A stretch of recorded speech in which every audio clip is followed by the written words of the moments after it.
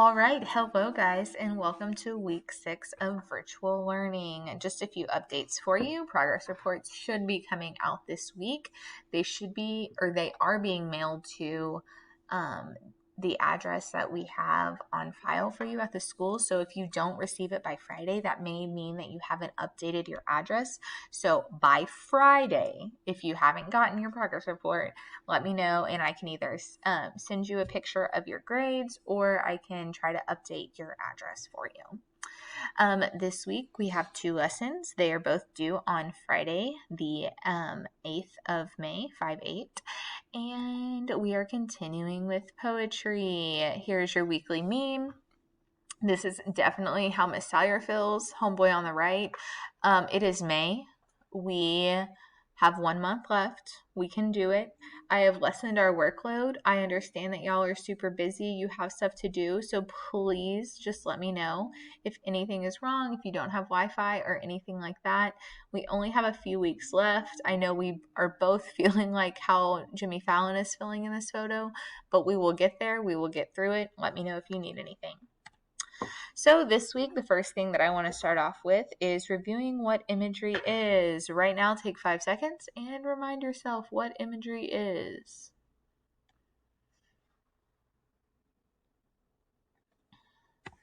All right, imagery is reading with your 5 senses and going over those 5 senses: sight, hear, smell, taste, and touch. Right? So reading with those 5 senses, describing things in your writing with the 5 senses, how it touch, how it tastes, what it sounds like, etc., etc. So the reason why I wanted to go over this definition is because this week we are going to be writing 5 sense poetry, right? We're going to be using lots of imagery and writing 5 sense poetry. So 5 sense poetry is basically poetry describing one topic with your 5 senses. I gave us a quick example. So M&Ms. I see colors red, yellow, green, and blue. I smell chocolate. I taste yummy goodness. I hear a crunch sound when I bite on it, and I feel small round circles, right? So my one topic was M&Ms, and then my 5 senses were obviously there. All right, so this is how it is broken down, right? Your first line is a topic, your topic. Second line, describe sound. Third, taste. Fourth, smell. 5, look. 6, feel. So exactly like that M&M, it follows it exactly. We will be writing 6 lines for your 5 senses. First line is your topic, and then you hit your 5 senses. So we are more advanced than just describing things like I used in the M&M example. We are going to use emotions. So the emotion that I chose to use in my example for y'all is happiness. Happiness is sunbathing at the beach. It sounds like waves recklessly crashing into the shore. It tastes like fresh squeezed lemonade over ice. It smells like the greasy sunscreen protecting my skin. It looks like sand between my toes. It feels like home. All right, so let's analyze this one. You see that I put the template in the right corner. So my first line is my topic, and I write about the emotion. And I say happiness is, and then I describe it as something, right? And then I go through the next 5 lines are hitting my 5 senses. It sounds like, it tastes like, it smells like, it looks like, it feels like. So you may be thinking, this may not be your happiness, but this is what makes me happy, right? So we are going to be taking an emotion and describing things that make us feel like that, basically.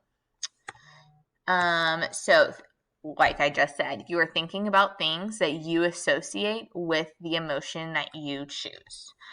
So basically, think about this question. If you want to screenshot this would definitely be beneficial for you when you start writing your own. If blank had a blank, what would it blank like? Example, if emotion, you insert emotion, had a sense, what would it sense like? Example, if anger had a taste, what would it taste like? So Miss Taylor, we came up with things that we think anger would taste like. So what I thought, literally my train of thought when I was coming up with this was, if I tasted something, what would make me angry? If I tasted this taste, right? So examples: bitterness, burnt, chunky, and moldy. And trust me, that's disgusting. I 100% understand, but go ahead and take a screenshot of this because, like I said, this is going to help you once you start writing. So emotions that you can use on your 5 cents poetry are no. Sorry, guys. Miss Taylor's just staring at me. Okay, there we go.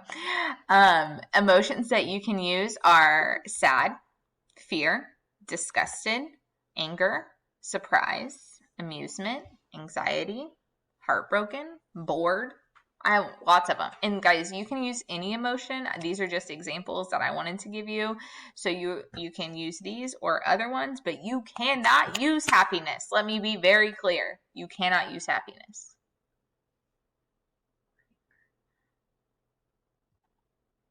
Google Classroom. So your next steps are Google Classroom, and you're going to write your 5 cents poetry. If you need help, you know how to reach me. You can go through Remind, Instagram, or comment on your Google Classroom, and I will get in contact with you. But if you have any other questions, let me know. Goodbye.